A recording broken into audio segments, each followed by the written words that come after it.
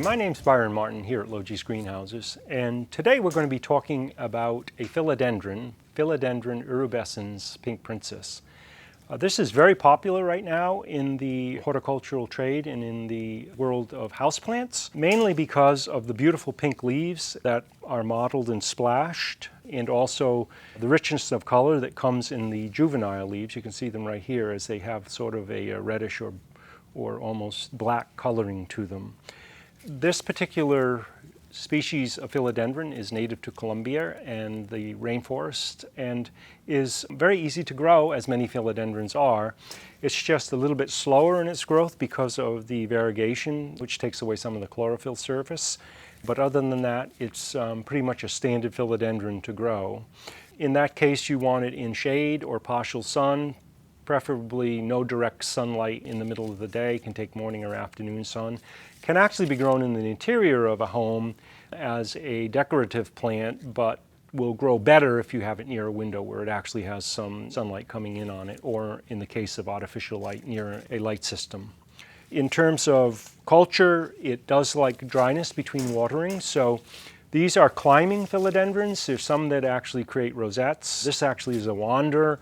It'll climb up trees, or even in your house, it'll climb around windows and such. And so it has quite a bit of tolerance to dryness. So you want to make sure that the media that you're growing it in is brought to almost complete dryness between waterings, and then give it a thorough drink. If your media is very open, you can increase the moisture level. Generally, we don't have a lot of problems with root collapse on this from overwatering, because the root systems actually have a good bit of resistance to diseases.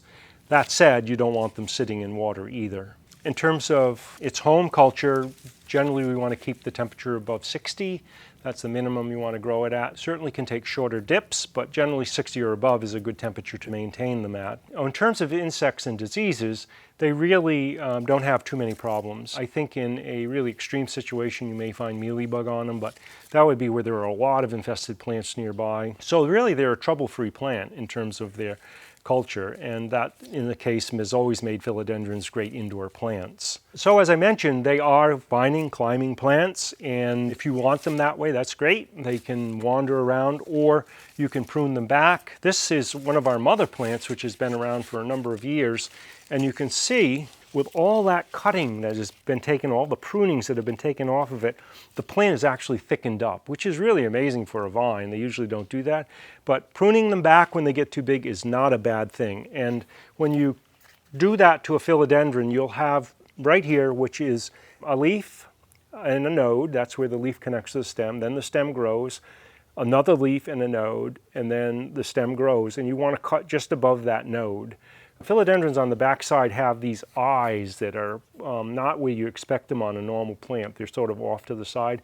If you look closely, you can see in their little odd colored area, maybe a little dimpled, and you want to make sure you leave that. That's the growing eye that will actually come out after you've made the cut. One of the things that makes this so rare is the fact that these can revert. This is not a stable variegation, it's an unstable variegation, and they can go either all pink, which is beautiful, but it can't sustain themselves because there's no chlorophyll, or they'll go all green. What you'd want to do if you get that reversion, either going all pink or all green, is you want to go down and find the most variegated leaf you have, and then make a cut just above the node. This one here was sheared off and actually cut the growing eye off. So it's very important to look for that growing eye. There's a spot right there where you can actually see the stem color changing. It looks almost like a fingernail set in there. That is where the new growth is going to come out. If you go total revision, you want to go back down as far as you can to the most variegated leaf you have, make a cut just above the node, but leave that growing eye, as I mentioned it, and let that grow out. 90% of the time you can get that to come out and go back into this growth. Then once you've cut off pieces of it and you still have a small amount of variegation, you can certainly root the cuttings. Philodendrons, being shade-loving plants, generally use less fertilizer. The rule of thumb is full sun, more fertilizer, or high levels of fertilizer. Shade plants, they don't use as much, so you want to go easy on them. The one thing you don't want to do is burn your plants up. But they do need feed. They're growing in a container. They can't access feed like they do in the jungles on the sides of trees or in the duff and litter on the jungle floors. So basically, once a month with a weak solution is fine for growing this under lower light. And you can either use a water soluble, where you mix it into your watering pot and water it in, or sprinkle a granular or even a slow release fertilizer on the top. But just don't overdo it. It's easy to get too enthusiastic about making your plants grow very fast and then putting too much on and causing harm. And when we're going to repot it, we're simply going to take it out of its pot. And here we've had some of the soil pull away from the bottom, which is okay. And you can see here, we got a lot of roots that are growing, a lot of little white fuzzy edges coming on them. That shows that the root system is very healthy. And now we're going to move that up into a larger pot. We'll probably go up into a 6-inch. Simply center the plant to the middle of the pot, fill it up with your soil.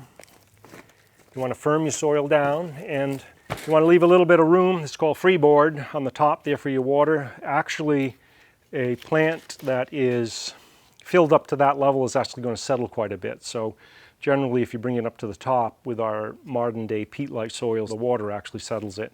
Always when you do your potting, make sure that you give them a good drink. Settle that soil, saturate the mix all the way to the bottom so some water runs out of it, and that way you know you've given it a good drink, and it's ready to go back to its growing area.